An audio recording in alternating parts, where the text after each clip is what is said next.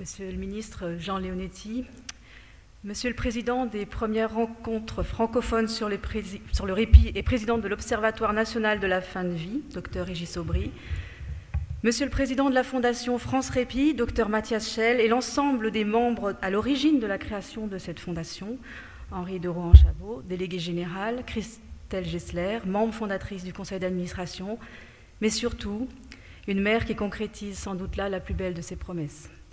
Yves Deveau, responsable de l'hospitalisation à domicile et des soins à domicile du centre Léon Bérard, Vinciane Néret, délégué général de l'association Le Petit Monde, Michel Anger, président du comité de soutien de France Répit.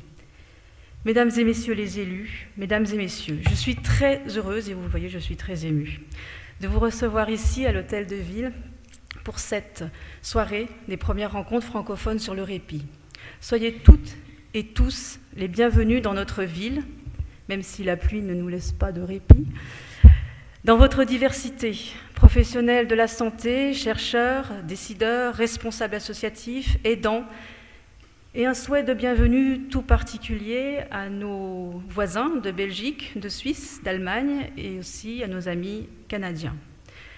Gérard Collomb, maire de Lyon, aurait souhaité être là pour vous accueillir, mais il est retenu car il préside ce soir le Conseil de la communauté urbaine de Lyon. Il m'a chargé de vous redire tout l'intérêt et tout le soutien qu'il porte à vos travaux et aux projets de la Fondation France Répit. En choisissant Lyon pour ces premières rencontres, vous rendez hommage à notre ville. Mais notre ville est surtout fière de vous, Lyonnaises, Lyonnais, qui vous mobilisez pour que le répit devienne en France une réalité reconnue. Le répit, se reposer, se ressourcer, souffler, ce n'est pas vraiment une idée portée par notre culture. En effet, elle est plutôt encline à valoriser le sacrifice de soi, à vanter le fait de, comme on dit, souffrir en silence. Il y a donc beaucoup à faire pour vous et pour nous, élus, afin que cette idée de s'autoriser du repos devienne évidente et partagée par notre société, par l'opinion publique. En parler avec ces premières rencontres, c'est commencer à faire exister une réalité jusque-là restée intime, cachée dans l'ombre du cercle familial. C'est se donner un droit, celui d'accepter de se dire « c'est dur », et puisque c'est dur, on va nous aider. En parler, c'est dire aussi que nous avons besoin des aidants. Dire qu'ils sont 8 millions, un Français sur 8. C'est juste une place colossale qu'ils occupent dans notre système de santé, une conséquence directe de nos formidables progrès médicaux, de l'augmentation de l'espérance de vie et du développement du soin à domicile. Pour tout un chacun, l'idée de faire des pauses paraît évidente. Il ne viendrait à personne l'idée qu'il faille travailler sans s'arrêter tous les jours, toute l'année, sans jamais s'autoriser de vacances, de week-end ou même de pause. Mais comme la maladie, elle, n'en prend jamais, les aidants se croient parfois obligés de faire de même, au risque de se mettre eux-mêmes en danger. Nous avons tous entendu parler de quelqu'un brusquement très malade ou décédé avant celui qui l'aidait, parce que trop épuisé. Il est donc primordial, il leur est primordial de se reposer, physiquement, psychiquement, et d'autant plus que le malade attend, lui, de son proche, une énergie positive. Mais l'idée de droit au répit, ce n'est pas si simple, et je pense que vous avez pu en mesurer l'ampleur dans vos débats de la journée. Bien souvent, nous l'avons tous observé, la personne qui aide un proche considère sa présence active, certes exténuante, mais naturelle. Parfois même, elle pense, et non sans raison, que c'est la plus appropriée. J'enfonce peut-être, selon vous, des portes ouvertes, mais il ne faut pas oublier que pour être accepté, le répit doit comprendre l'engagement plein et entier des aidants. C'est sans doute ce qui rend ce projet ambitieux, si compliqué, mais tellement intéressant, car il touche à l'humain dans ce qu'il a de plus intime. Associer les aidants passe tout d'abord par une réelle reconnaissance. Reconnaître qu'ils permettent à ceux et celles qui le peuvent et le souhaitent de rester dans le confort d'un domicile. Reconnaître aux malades aussi le droit d'être malades sans culpabiliser, sans penser que s'ils n'étaient pas là, leur famille irait mieux. Reconnaître le rôle exceptionnel que les aidants jouent auprès de leurs proches, bien sûr, mais aussi pour l'équilibre de notre société. Sans eux, soyons honnêtes, nous n'aurions pas les moyens de faire face à cette demande. Je dois souligner qu'en ce domaine, nous progressons. Avec l'exemple de la loi sur l'adaptation de la société au vieillissement, qui vient justement de créer une aide financière pour favoriser un droit au répit des aidants des personnes âgées dépendantes. Madame Delaunay, qui je crois est là demain, est à l'origine de cette loi. Si les dépendances lourdes dues au vieillissement deviennent clairement visibles aujourd'hui, votre rôle, notre rôle, c'est aussi de mettre en valeur aujourd'hui les aidants des proches qui accompagnent des enfants, des conjoints, des frères, des sœurs dans la force de l'âge. Reconnaître également leur expertise, l'expertise de celles et de ceux qui sont là tout le temps, ceux qui ont tant à dire sur le comment on doit faire pour que cela se passe au mieux. L'amour d'un aidant, car il s'agit d'amour, est infini. Infini, mais pas aveugle. Car si tous ses sens sont aux aguets, ils accompagnent aussi bien souvent des gestes médicaux, techniques, précis. Ils ne sont pas soignants et ne prétendent pas les remplacer, mais ils voient, entendent et inventent beaucoup de choses et de choses utiles. J'en suis convaincue, utiles aussi au progrès de la médecine. Alors si nous reconnaissons la place des aidants dans la société, le répit ne sera plus vécu comme un abandon, mais comme une ressource nécessaire pour aider encore mieux, pour un meilleur équilibre familial, professionnel, une meilleure santé psychique et physique.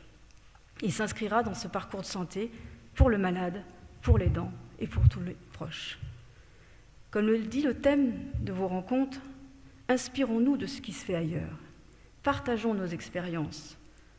D'autres pays, en Europe du Nord ou au Québec, certes de cultures différentes, on ne fera pas du copier-coller. Il faut qu'on fasse à la française.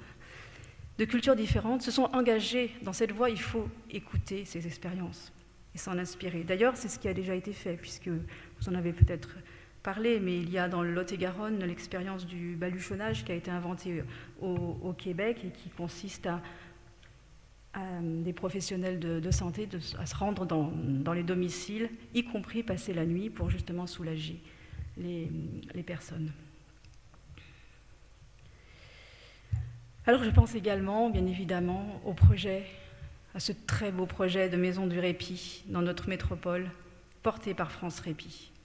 Il y en existe des maisons du répit en Europe, mais les initiatives en France restent marginales. Cette maison du répit de la métropole de Lyon, c'est tout d'abord une maison, c'est-à-dire qu'on voit dans le terme de maison que finalement nous sommes dans l'extension du domicile. Cette maison, elle permettra, avec 30 jours par an, de se reposer ailleurs, alors que des proches malades sont pris en charge humainement, médicalement, dans un lieu chaleureux, adapté. Et dans notre cas, le projet, qui, j'en suis convaincue, verra le jour, est situé à Saint-Genis-les-Olières, au cœur d'un parc merveilleux de 5 hectares. Alors quand Christelle Gessler m'a dit qu'il y aurait une vingtaine de places, je lui ai dit « c'est pas beaucoup, est-ce que ça sera assez ?» 20 places, et elle m'a répondu que pour la région, c'est vrai, ça devrait être suffisant. Alors c'était la région Rhône-Alpes, il va falloir penser à l'Auvergne. Cela devrait être suffisant, mais c'était aussi dans le cadre de discussions avec l'Agence régionale de santé, et je remercie M. Delacossade d'être présent ce soir, sur l'idée qu'il ne suffit pas de créer des outils ici ou là, il faut vraiment avoir une démarche globale et réfléchir à ce que nous pouvons faire sur l'ensemble du territoire et de réfléchir justement dans le cadre des structures existantes qui ont déjà aussi des capacités pour accueillir, mais qui n'ont pas forcément la formation, le savoir-faire. Et donc de profiter de ce projet de Maison du Répit pour aussi essaimer dans la région, voire même au-delà, dans la France, essaimer, construire des lieux de répit un peu partout en Rhône-Alpes et en France. Alors merci bien évidemment à l'Agence régionale de santé et aux acteurs publics qui soutiendront ce projet, mais aussi aux donateurs et très nombreux donateurs privés. Alors je vais me faire des ennemis parce que je vais en oublier, alors je vais parler des Lyonnais, comme bien évidemment la Fondation Renault, l'Institut Mérieux, la Fondation de la Caisse d'épargne Rhône-Alpes et le groupe Apicil. Et c'est d'autant plus louable que nous sommes dans un contexte de contraintes budgétaires et qui pourrait paralyser nos capacités d'innovation. Et on voit bien que ce n'est pas le cas, que l'on peut réinventer des nouvelles formes de solidarité, trouver des réponses nouvelles à des questions que les pouvoirs publics ne se posaient peut-être pas.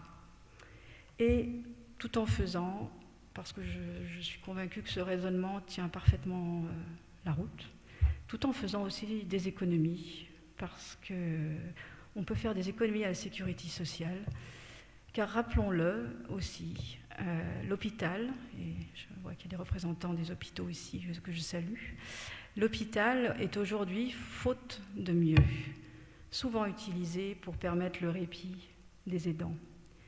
Et il faut reconnaître, faire payer cher à la société un service qui n'est pas adapté. Alors vous l'avez compris, la ville de Lyon et notre métropole sont enthousiastes et fiers de voir naître ici cette très belle ambition collective, reconnaître et de soutenir les aidants, et qui se concrétisera, j'en suis convaincue, dans les prochaines années avec l'ouverture de la Maison du Répit. Cela démontre que les territoires sont souvent à l'initiative d'innovations majeures qui peuvent prendre une envergure nationale. Et vos premières rencontres, qui se veulent même francophones, du répit, l'inscrivent dans cette dimension. Merci à vous tous. Bon séjour à Lyon, malgré le temps, et un grand, grand succès à vos rencontres. Merci.